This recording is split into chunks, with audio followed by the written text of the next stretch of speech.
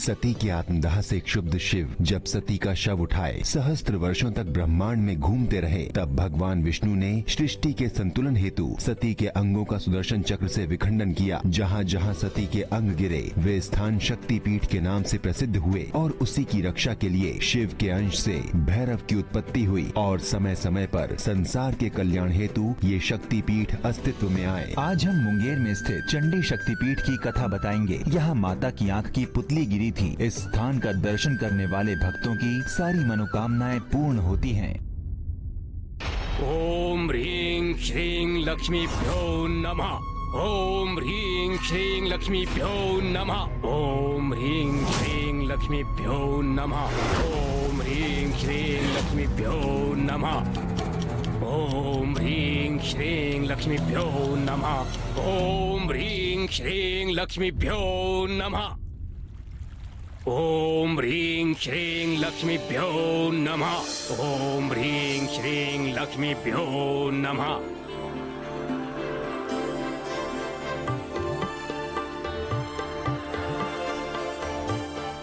प्रभु, कालकेतु के तप का प्रभाव तो बढ़ता ही जा रहा है। अब मुझे उसके सामने प्रकट होना ही होगा।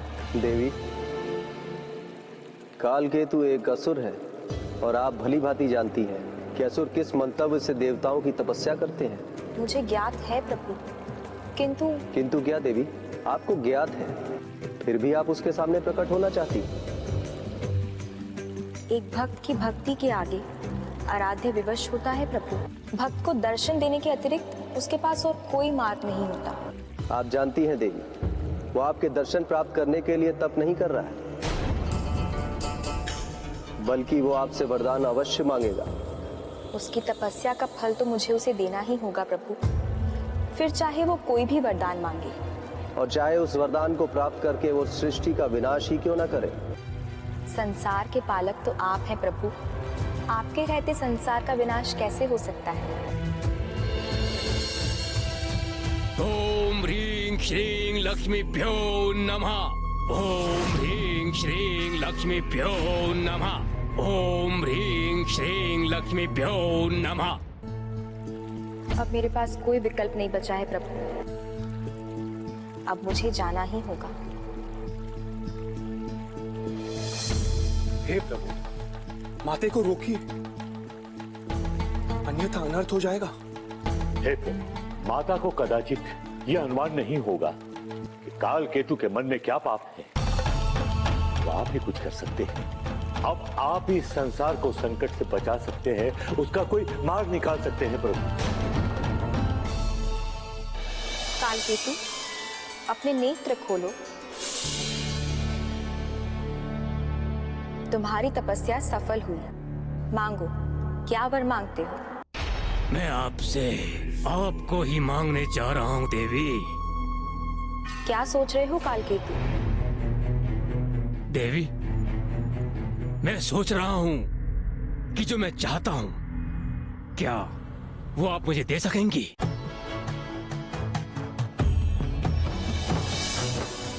संसार में ऐसा कौन सा धन है जो मैं नहीं दे सकती? बताओ, तुम्हें क्या चाहिए? धन, धान्य, वैभव, ऐश्वर्य, मैं तुम्हें सब कुछ दे सकती हूँ। देवी, मैं वो चाहता हूँ जिसे पाने के बाद ये धन, धान्य और ऐश्वर्य सब कुछ स्वतः ही मेरे पास आ जाए।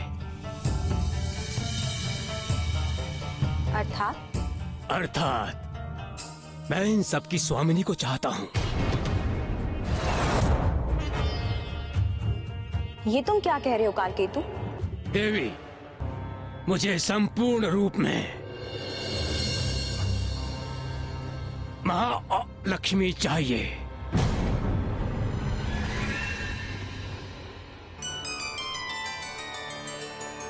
तथास्तु, मैं तुम्हें महालक्ष्मी का वरदान देती हूँ।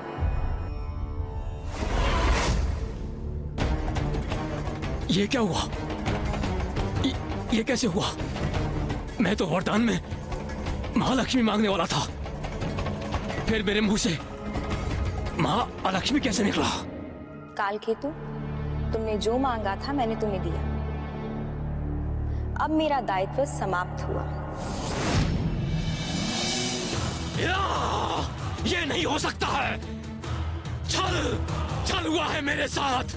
देवताओं ने मेरे साथ छल करके मेरे मुंह से अलक्ष्मी का वरदान दिला दिया। मेरे इतने वर्षों की तपस्या को व्यर्थ कर दिया। नहीं, इसका मूल्य तो उन्हें चुकाना ही पड़ेगा।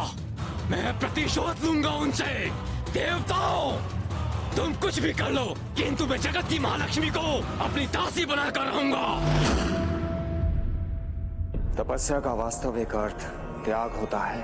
जब प्राणी अपनी सांसारिक आकांक्षाओं और दुर्गुणों को त्याग करके अपने मन और शरीर को नियंत्रित करता है तो वास्तव में वही तप कहलाता है। किंतु कालकेतु की भांति अपनी लालसा के लिए की जाने वाली तपस्या कभी तप नहीं हो सकता, जो तप के रूप में छल होता है, जिसका मंतव्य केवल अधर्म और पाप करना ही होता है। इस प्रकार तप करने वाले की इच्छा कभी पूर्ण नहीं होती, क्योंकि ये इच्छा धर्म को क्षति पहुंचाने वाली होती है। इसलिए कालकेतु को उसकी इच्छा के विपरीत ही फल मिला, क्योंकि धर्म का क्षय ना किसी तप से संभव है और ना ही किसी बल से। कालकेतु, तुम्हारे साथ ये छल विष्णु ने किया है। विष्णु के कारण ही तुम्हें लक्ष्मी के स्थान पर अलक्ष्मी धारण करने का वरदान मिला। विष्णु इस संसार का सबसे बड़ा छलिया है।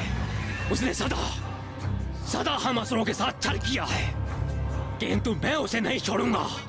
कालकेतु, विष्णु से प्रतिशोध लेने का केवल एक उपाय है। वो क्या है गुरुदेव? तुम्हें केवल एक उपाय करना है। चंडी शक्तिपीठ पर अपना अधिकार। शक्तिपीठ पर अधिकार करना मेरे लिए कोई बड़ी बात नहीं है। उसे तो मैं यूं ही प्राप्त कर सकता हूं। नहीं कालकेतु, शक्तिपीठ को बल से प्राप्त नहीं किया जा सकता। तुम्हें बल के साथ साथ बुद्धि का भी प्रयोग करना होगा कालकेतु। तुम्हें शक्तिपीठ की देवी को प्राप्त करना होगा और उसका केवल एक ही उपाय है, नेमी। नेमी? ये नेमी कौन है गुरुदेव? राजा नेमी शक्तिपीठ की देवी का परम भक्त है। तुम्हें उसे अपना माध्यम बनाकर देवी को प्रसन्न करना होगा, क्योंकि एक देवी है जो तुम्हारे इस कार्य में तुम्हारी सहायता कर सकती है।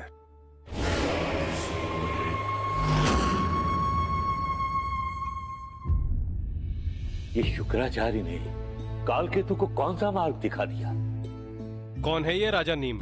राजा नेमी संसार का सबसे बड़ा दानी माना जाता है। संसार उसके वचन की महिमा का गुणगान करता है। वह एक ऐसे राजा है जो अपने वचन के लिए अपने प्राणों का बलिदान भी दे सकते हैं। इतना ही नहीं, राजा नेमी देवी चंडी शक्तिपीठ का परम भक्त है। उसकी पूजा से प्रसन्न होकर देवी स्वयं प्रकट होकर उन्हें दर्शन देती है।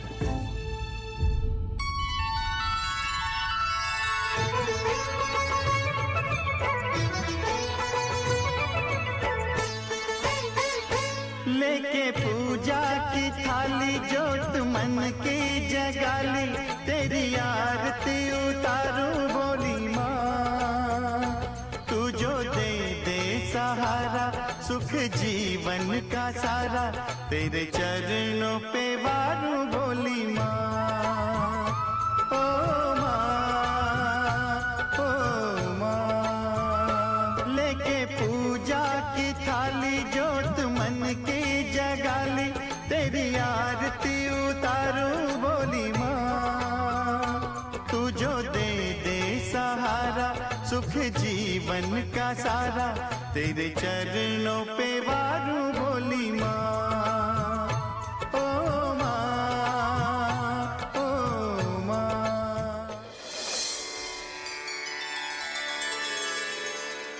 राजा निमि का प्रणाम स्वीकार करो देवी। प्रकट हो देवी, दर्शन दो देवी। तो ये है वो चंडी शक्ति पीठ। प्रकट हो देवी, मैं आपका अनन्य भक्त निमि आपका आह्वान करता हूं। दर्शन दो देवी। हे चंडी देवी, यदि आज आपने अपने भक्त को दर्शन नहीं दिए तो मुझे कोई और उपाय करना होगा।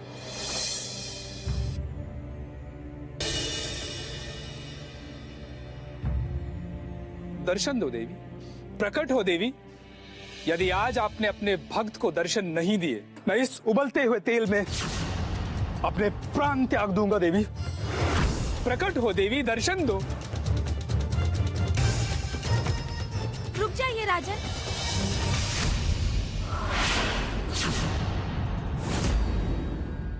ये क्या कर रहे हो? इस प्रकार प्राण देना उचित नहीं।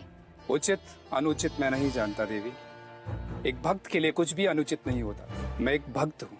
मेरी भक्ति का एक ही प्रयोजन है, केवल देवी के दर्शन प्राप्त करना। राजन, एक बार माता का दर्शन प्राप्त करने के लिए भक्त वर्षों तपस्या करते हैं, किंतु तुम तो कई बार माता का दर्शन प्राप्त कर चुके हो, तो फिर इस प्रकार व्याकुल क्यों हो रहे हो?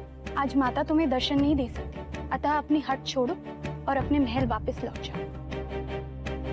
हे योगिनी देवियों, हट तो आप कर रही हैं। आप सदा ही मुझे माता के दर्शन करने से रोकती हैं, किंतु कभी ऐसा हुआ कि मैं माता के दर्शन किए बिना यहाँ से चला गया? नहीं ना? तो फिर आज कैसे लौट सकता हूं? यहाँ आने में मेरा कोई स्वार्थ नहीं है देवी।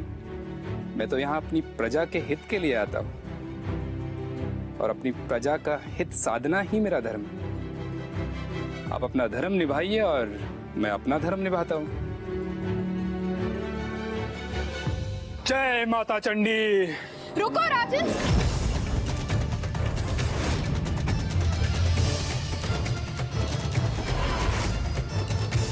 ये आपने क्या किया राजन?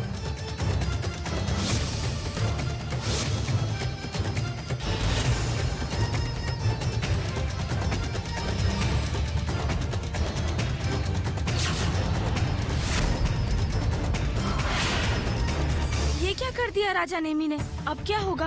हम इनके प्राण कैसे बचाएंगे? इसके प्राण तो केवल माता की दिव्य दृष्टि ही बचा सकती है। हमें माता का आवाहन करना चाहिए।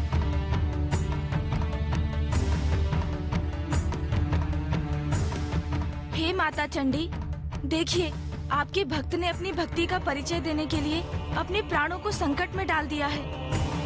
इसका जीवन संकट में है माता। यदि शीघ्र ही आपने कुछ नहीं किया तो कुछ समय बाद इसकी आत्मा इसके शरीर को छोड़ देगी।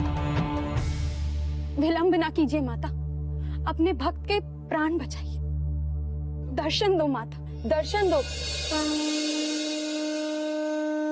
प्रणाम माता। हे माता चंडी, अपने भक्त को पुनः शरीर प्रदान कीजिए और अपनी दिव्य दृष्टि का प्रयोग करके इसके शरीर को हुई क्षति को पूर्ण कीजिए माता। या देवी सर्वभूतेषु विष्णुमायेति शब्दिता। नमस्तस्यै नमस्तस्यै नमस्तस्यै नमो नमः। प्रणाम माता, आपके दर्शन पाकर मैं धन्य हो गया। नहीं, तुम इस प्रकार अपने प्राण संकट में क्यों डालते? कहो, क्या चाहिए तुम्हें? माता, आप जानती हैं कि मुझे अपने लिए कुछ भी नहीं चाहिए। मैं तो अपनी प्रजा की सुख समृद्धि चाहता हूँ। मैं चाहता हूँ कि आप मुझे बहुत सारा धन दें ताकि मैं उन्हें दान कर सकूं। तथास्तु।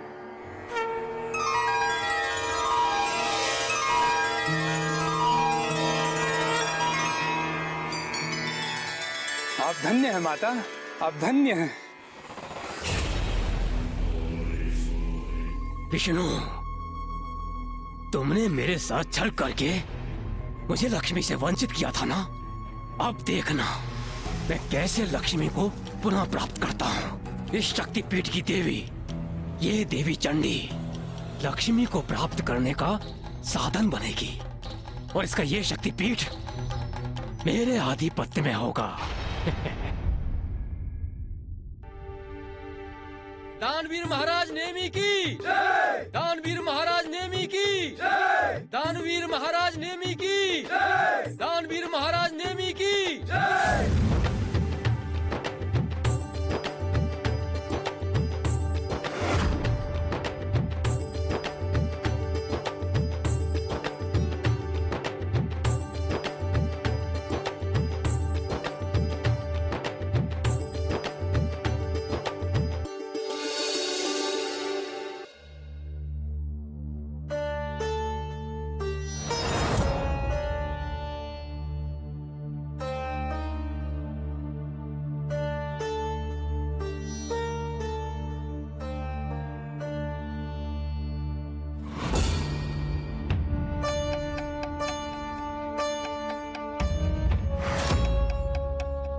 आप यहाँ क्यों बैठे हैं? क्या आपको धन नहीं चाहिए?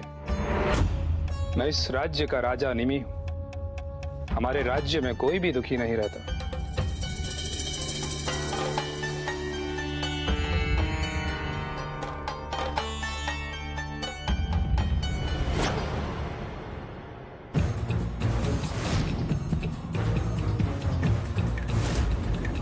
ये क्या? ये कैसे संभव है? मेरे हाथों से दिया हुआ स्वर्ण राख में कैसे परिवर्तित हो सकता है?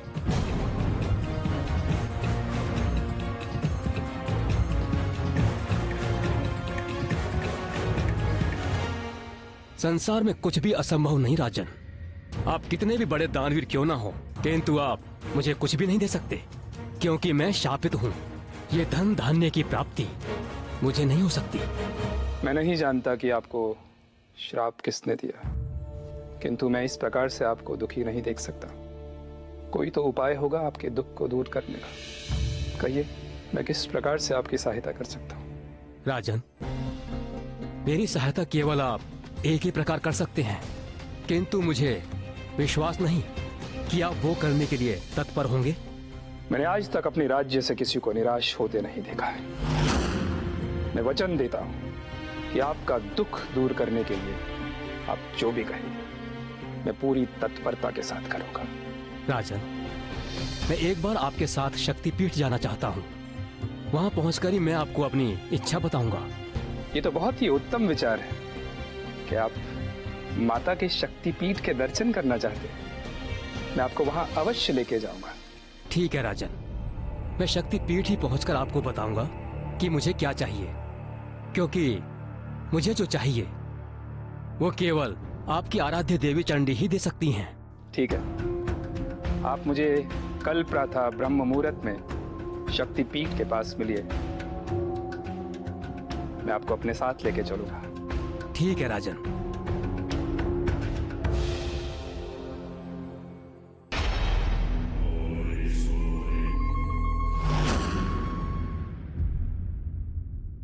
प्रतीत होता है कि काल केतु कोई बड़ा षड्यंत्र रच रहा है।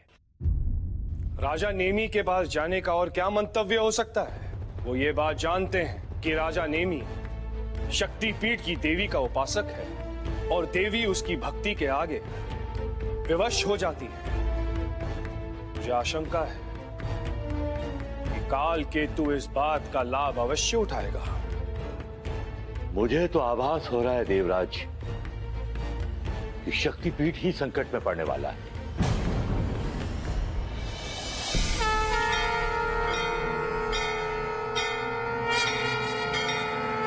भैरव, काल केतु ने राजा नेमी को शक्तिपीठ पर ले जाने के लिए मना लिया है। आप तो जानते ही हैं भैरव कि राजा नेमी को देवी चंडी की सिद्धि प्राप्त है, इसलिए मां चंडी राजा नेमी को किसी भी कार्य के लिए मना नहीं करती हैं। मुझे आशंका है कि इसी का लाभ उठाकर काल केतु इस संसार को संकट में डाल सकता है। आपकी आशंका निराधार नहीं है। काल केतु पहले भी माता लक्ष्मी की आराधना करके संसार को संकट में डालने का प्रयास कर चुका है। वो तो भगवान नारायण की सूझबूझ के कारण वो अपने लक्ष्य में सफल नहीं हो पाया। मुझे तो आशंका है कि काल केतु शक्तिपीठ का कोई अहित न कर डाले। उसकी चिंता आप ना करें देवराज। माता और उनके शक्तिपीठ का दायित्व मुझ पर है। मैं उनके शक्तिपीठ का कुछ भी अहित नहीं होने दूंगा।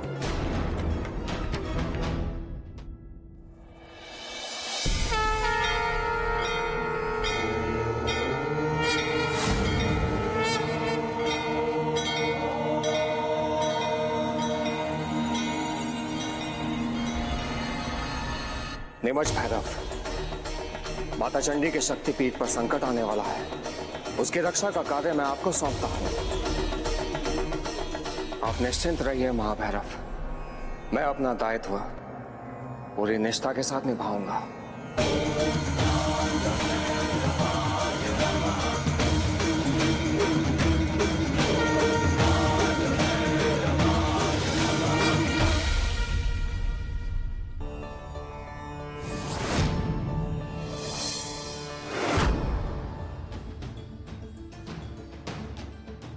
ये कौन है और ये शक्तिपीठ को ऐसे क्यों देख रहा है? अवश्य ही कोई मायावी होगा जो माता के लिए संकट उत्पन्न कर सकता है। यदि ऐसा है तो हमें इसे रोकना होगा।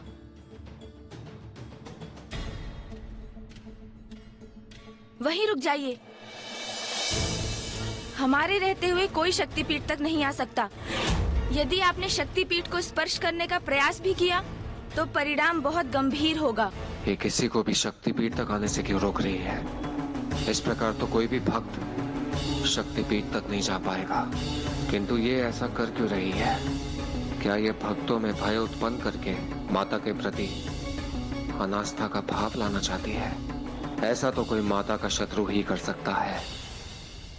हट जाओ मेरे पद से, अन्यथा इसका परिणाम वो होगा जो तुमने कभी सोचा भी नहीं होगा। हम यहाँ मार्ग से हटने के लिए नहीं, अपितु यहाँ तक आने वालों को मार्ग से हटाने आए। उत्तम है कि तुम यहाँ से चले जाओ। यहाँ से जाने के लिए तो मैं भी नहीं आया। यदि कोई यहाँ से जाएगा तो वो तुम होगे। हमें यहाँ से हटाने वाले को हम यमलोक भेज देंगे।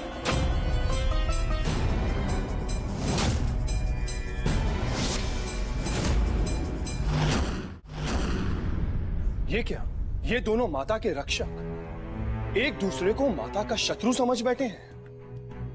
अब हमें ही इनका भ्रम दूर करना होगा इंद्रदेव। नहीं अग्निदेव, हम इसमें कुछ नहीं कर सकते। ये दोनों ही माता के सेवक हैं। अब माता ही इन्हें रोक सकती है।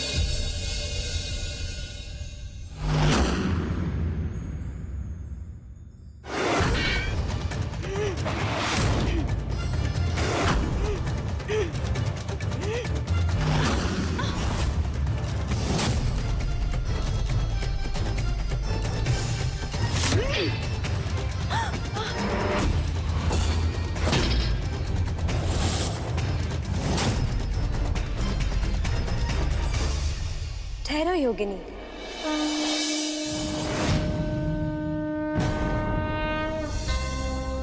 प्रणाम माता। प्रणाम माता।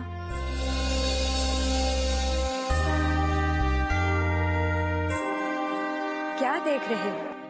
तुम तीनों ही मेरे सेवक हो। योगिनियों को अपना परिचय दो नीमच।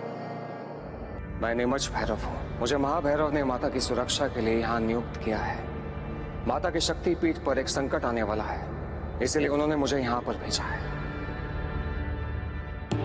ऐसा क्या संकट आने वाला है नीमच भैरव, जिससे रक्षा करने में मैं भी समर्थ नहीं हूँ? माता, प्रश्न आपके सामर्थ्य का नहीं है, अपितु विवशता का है। शक्तिपीठ पर जो संकट आने वाला है उसका कारण आपका परम भक्त नेमी बन सकता है। ये तुम क्या कह रहे हो नीमच भैरव? राजा नेमी मेरा शत्रु कैसे हो सकता है? वो तो मेरा परम भक्त है। यही तो संकट का कारण है माता। शत्रु का तो सामना किया जा सकता है, परंतु भक्त के आगे आराध्य विवश हो जाता है। मेरा आपसे अनुरोध है माता कि जब तक ये संकट टल ना जाए, आप अपने परम भक्त नेमी को दर्शन ना दें। ये कैसे संभव है नीमच? भक्त के पुकारने पर यदि माता उसके पास न जाए तो माता कैसे रह जाएगी? माता इतनी निष्ठुर नहीं हो सकती। माता, कभी कभी अपने भक्तों के हित के लिए निष्ठुर भी बनना पड़ता है। नहीं नीमच भैरव, माता अपने भक्त के प्रति कभी इतनी निष्ठुर नहीं हो सकती। तुम चिंता मत करो नीमच भैरव, मेरे शक्तिपीठ पर मेरे भक्त के कारण कभी कोई संकट नहीं आएगा। माता की विवशता को मैं समझ सकता हूँ, परंतु इस संकट को टालने के लिए मुझे कोई ना कोई उपाय खोजना ही होगा।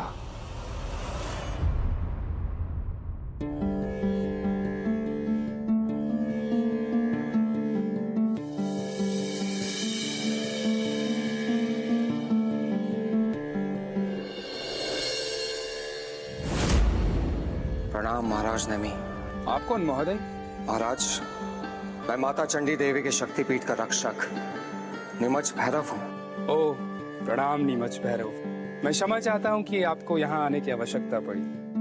मुझसे ऐसी कौन सी भूल हुई जो आपको स्वयं आना पड़ा? भूल हुई नहीं है महाराज, परंतु होने वाली है। जिसे आप शक्तिपीठ पर ले जा रहे हैं वो भयानक असुर काल केतु है। उसने आपको छल से शक्तिपीठ पर ले चलने के लिए मना लिया है। यदि आप उसे शक्तिपीठ पर ले जाएंगे तो बहुत ही बड़ा संकट उत्पन्न हो सकता है। किंतु नीमच, मैंने उसे वचन दिया है कि मैं उसे अपने साथ शक्तिपीठ पर लेके जाऊंगा और वो वहीं जाकर मुझे बताएगा कि उसे क्या चाहिए। यही तो उसका षड्यंत्र है राजन। वहां ले जाने के बाद वो आपसे क्या मांगेगा इसका आपको अनुमान भी नहीं है, इसलिए उचित यही होगा कि आप उसे शक्तिपीठ पर ना ले जाएं। अपना दिया हुआ वचन नहीं तोड़ सकता। यदि मैं आज कालकेतु को लेकर शक्तिपीठ नहीं गया तो संसार क्या कहे? राजा नेमी ने अपना वचन तोड़ दिया। राजा नेमी अपने प्राण दे सकता है किंतु अपने वचन से पीछे नहीं हटेगा। प्रणाम। तुम अपना वचन निभाओ राजन, और मैं अपना कर्तव्य निभाता हूं। लो, हम पहुंच गए शक्तिपीठ। राजन, अब अविलंब देवी का आवाहन कीजिए। हे चंडी माता, मैं आपका परम भक्त नेमी आपका वाहन करता हूँ। दर्शन दो माँ, प्रकट हो माँ। आप फिर आ गए राजन। और ये आपके साथ कौन है? ये मेरे राज्य के अतिथि हैं देवी। माता से कुछ मांगना चाहते हैं। राजन, इसकी मांग की पूर्ति का दायित्व तो तुम्हारा था, तो फिर तुम इसे यहाँ क्यों लाए? मैं अपना दायित्व ही तो निभा रहा हूँ देवी। इसे इसकी इच्छित वस्तु माता से दिलवाना ही तो मेरा दायित्व है, इसीलिए मैं इसे यहाँ लेकर आया हूँ। मांगो, तुम्हें क्या मांगना है? माता से तुम्हारा इच्छित वर मैं तुम्हें दिलवाऊंगा। मुझे और कुछ नहीं, मुझे केवल देवी की दिव्य दृष्टि चाहिए।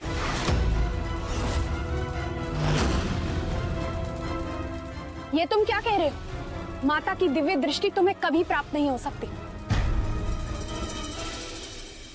किस सोच में पड़ गए राजन? क्या तुम अपना दिया हुआ वचन निभाने में समर्थ नहीं हो? नहीं कालकेतु, मैं तुम्हें उसी दिन पहचान गया था जिस दिन तुमने मुझे शक्तिपीठ पर लाने का आग्रह किया था। फिर भी मैंने तुम्हारा दुख दूर करने के लिए तुम्हें वचन दिया, क्योंकि मेरे राज्य में आया हुआ कोई भी याचक निराश नहीं लौट सकता। यदि तुम अपने वास्तविक रूप में भी मेरे पास कुछ मांगने आते तो मैं मना नहीं करता।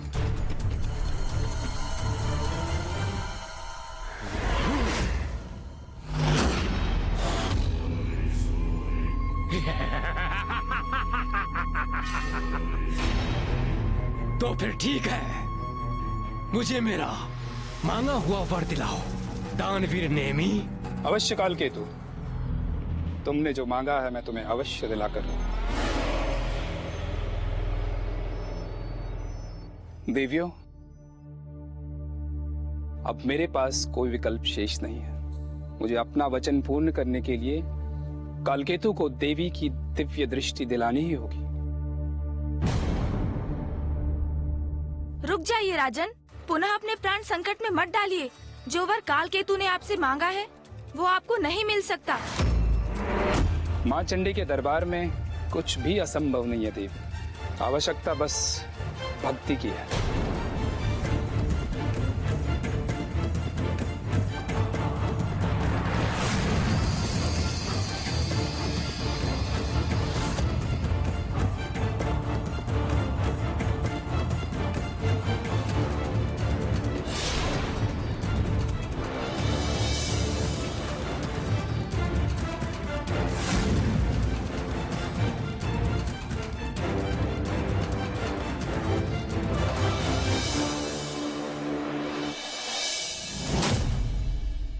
माता प्रकट हो, अपने भक्त के प्राणों की रक्षा करो। माता प्रकट हो। माता, आपका ये भक्त अपनी सुधबुद्धि खो चुका है।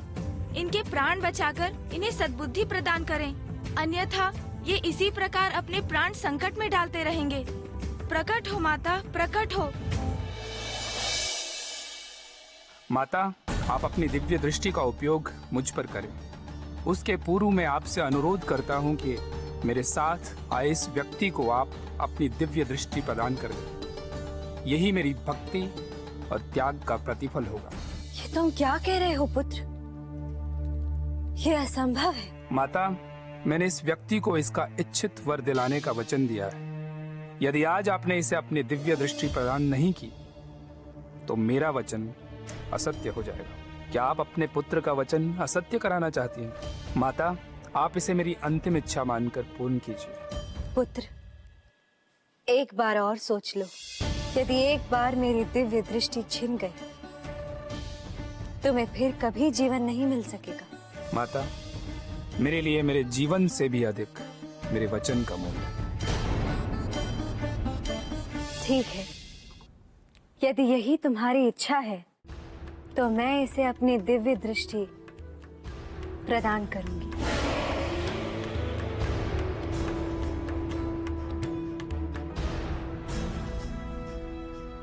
माता ये क्या करने जा रही हैं? दिव्य दृष्टि देने के बाद माता के पास क्या शेष रह जाएगा? रुकिए माता, ये आप क्या कर रही हैं माता? यदि आपने इसे अपनी दिव्य दृष्टि दे दी तो संसार में बहुत बड़ा अनर्थ हो जाएगा।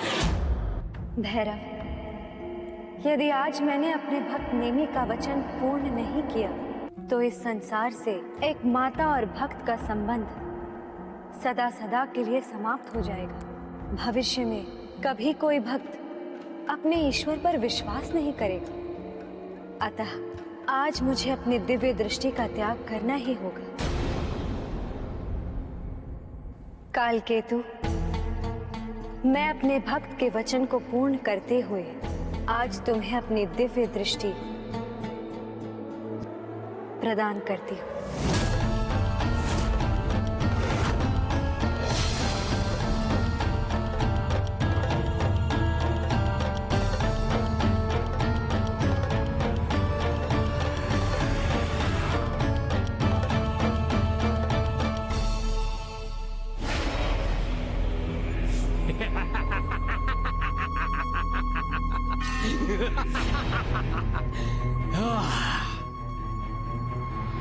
अब मैं दिव्य दृष्टि का स्वामी हूँ।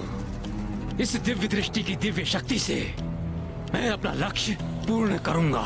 देवी, आपका बहुत बहुत धन्यवाद जो आज आपने मुझे दिव्य दृष्टि देकर इस संसार में भक्तों की भगवान के प्रति आस्था का अंत होने से रोक लिया। किंतु आप अपने प्रिय भक्त को नहीं बचा पाई। देवी, आपके इस भक्त भैरव ने दिव्य दृष्टि प्राप्त करने के मार्ग में बहुत बाधाएं उत्पन्न की। देवी, आपकी इस दिव्य दृष्टि की शक्ति से सबसे पहले मैं इसका ही अंत करूंगा। कालकेतु,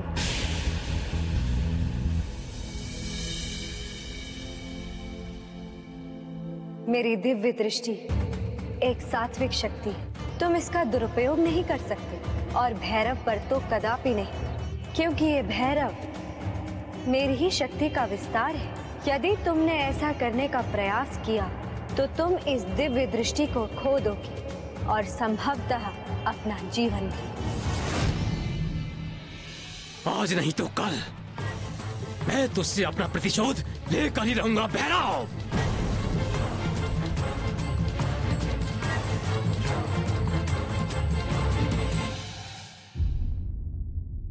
अनर्थ यदि शीघ्र ही काल केतु से दिव्य दृष्टि ना छीनी गई तो बहुत बड़ा अनर्थ हो जाएगा। यह भी संभव है कि संसार का अस्तित्व ही समाप्त हो जाएगा। देवराज इंद्र, दिव्य दृष्टि के बिना माता कुछ भी नहीं कर सकती है। नीमच भैरव, अब तुम्हें ही कुछ करना होगा। मेरे इस भक्त नेमी का जीवन केवल इस दिव्य दृष्टि पर ही निर्भर है। यदि शीघ्र ही वो दिव्य दृष्टि मेरे पास नहीं आई तो इस संसार से इस शक्तिपीठ का अस्तित्व सदा सदा के लिए समाप्त हो जाएगा। नीमच भैरव, अब तुम्हारे पास केवल कल रात्रि तक का ही समय है। आप चिंता मत करें माता, मैं शीघ्र ही आपकी दिव्य दृष्टि को लेकर आऊंगा। देवियों, जब तक मैं वापस लौट कर ना आऊं, राजा नेमी की रक्षा करने का दायित्व अब आपका है।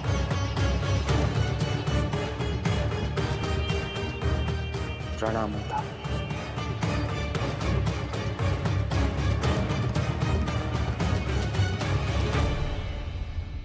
निमच भैरव, अब आपकी क्या योजना है? माता की दिव्य दृष्टि बहुत ही शक्तिशाली है। मैं काल केतु के हाथों उसका दुरुपयोग कैसे रोकूं, ये मुझे समझ नहीं आ रहा। अब आप ही कुछ बताइए देवराज, क्या किया जा सकता है? नीमच भैरव, मेरे विचार से आपको शीघ्रातिशीघ्र देवी अलक्ष्मी के पास जाना चाहिए। आपका विचार बिल्कुल ठीक है बृहस्पति देव। अलक्ष्मी ही वो सेतु हो सकती है जिसके माध्यम से कालकेतु माता लक्ष्मी को प्राप्त कर सकता है। इसी कारण कालकेतु ने चंडी देवी से दिव्य दृष्टि प्राप्त की है।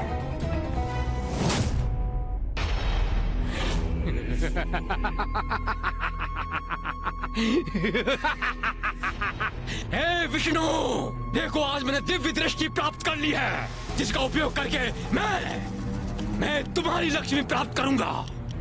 और इस बार तुम चाहकर भी मेरे साथ छल नहीं कर पाओगे।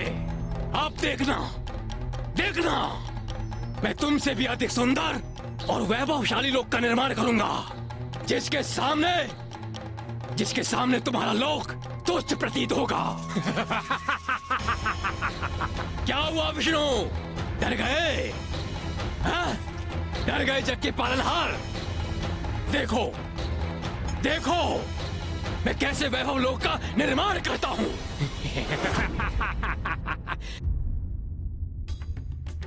प्रभु, विष्णु लोक और मुझ पर इतना बड़ा संकट आने वाला है और आप मुस्कुरा रहे हैं। देवी, यही तो नियति है, और जो नियति द्वारा निर्धारित है वो तो अपने समय पर होगा ही। तो क्या नियति के आगे आत्मसमर्पण कर देना उचित है, या कर्म की भी कोई महत्ता बची हुई है? आप तो सदैव कर्म की महिमा गाते रहते थे, किंतु आज नियति को अटल मानकर अकर्मण्यता का पोषण क्यों कर रहे हैं?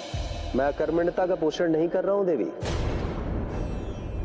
बल्कि कालकेतु के दुष्कर्मों को देख रहा हूं। उसे अपने दुष्कर्मों का फल अवश्य मिलेगा।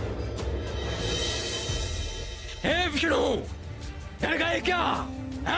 जग का पालनहार डर गया। देखो अब मैं कैसे वैभव लोक का निर्माण करता हूँ।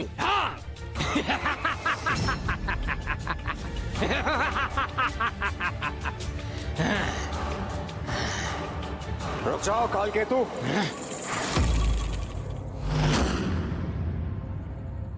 मृत्यु से भेंट करने आए हो क्या? कालकेतु, तो माता की दिव्य दृष्टि का इस तरह दुरुपयोग नहीं कर सकते। निमच, ये दिव्य दृष्टि मुझे तुम्हारी माता ने प्रदान की है, और अब मैं जैसे चाहूं वैसे ही इसका प्रयोग करूंगा। नहीं कालकेतु, मैं तुम्हें ऐसा अनर्थ नहीं करने दूंगा। तो अब तुम मुझे रोकोगे? अब मुझे कोई नहीं रोक सकता। अब मैं वैभव लोक का निर्माण करके ही रहूंगा।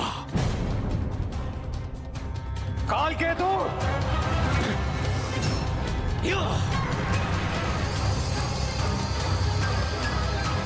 कालकेतु, मेरी दिव्य दृष्टि एक सात्विक शक्ति है, तुम इसका दुरुपयोग नहीं कर सकते, और भैरव पर तो कदापि नहीं। यदि तुमने ऐसा करने का प्रयास किया तो तुम इस दिव्य दृष्टि को खो दोगे, और संभवतः अपना जीवन भी। निमच, ये मत सोचना कि तुम्हारी माता ने मुझे तुम्हारा अहित करने से रोका है तो तुम मेरे कार्य में बाधा उत्पन्न करोगे। इस समय मैं किसी का अहित नहीं, बल्कि अपने निजी लाभ के लिए ही ये सब कर रहा हूँ। और अब भी तुम मुझे रोकोगे तो ये तुम्हारी माता के दिए हुए वरदान का अपमान होगा।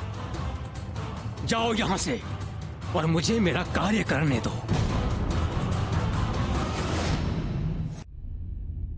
माता, कालकेतु विष्णु लोक के भांति एक वैभव लोक का निर्माण कर रहा है।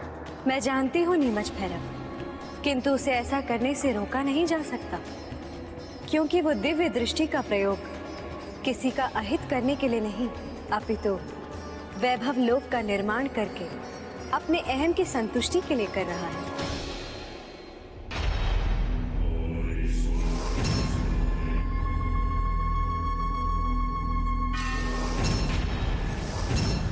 उसे अपने स्वयं के कार्य हेतु दिव्य दृष्टि का उपयोग करने से रोकना मेरे भक्त नेमी के दिए गए वचन का अपमान होगा भैरव, और मैं नहीं चाहती कि मेरे भक्त का वचन खंडित हो। नीमच, अब तुम उसे तब तक नहीं रोकोगे जब तक वो दिव्य दृष्टि का उपयोग किसी का अहित करने के लिए नहीं करता।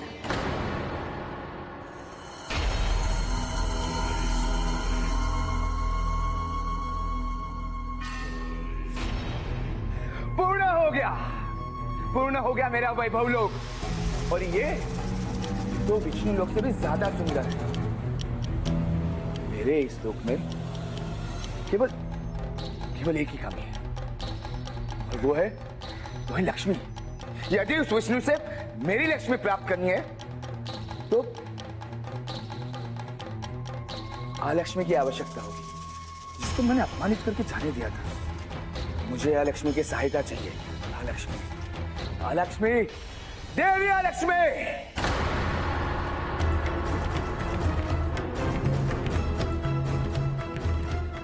माता, बृहस्पति देव के सुझाव के अनुसार कार्य करने का समय आ गया है। मुझे आज्ञा दीजिए।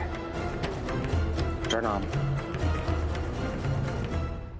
देवी अलक्ष्मी, मैं काल केतु आपका आह्वान करता हूं, प्रकट हो। देवी अलक्ष्मी, प्रकट हो। ये कौन है जो मुझे पुकार रहा है? देवी अलक्ष्मी, प्रकट हो। ये तो कालकेतु है, वही मुझे पुकार रहा है। देवी अलक्ष्मी। देवी अलक्ष्मी,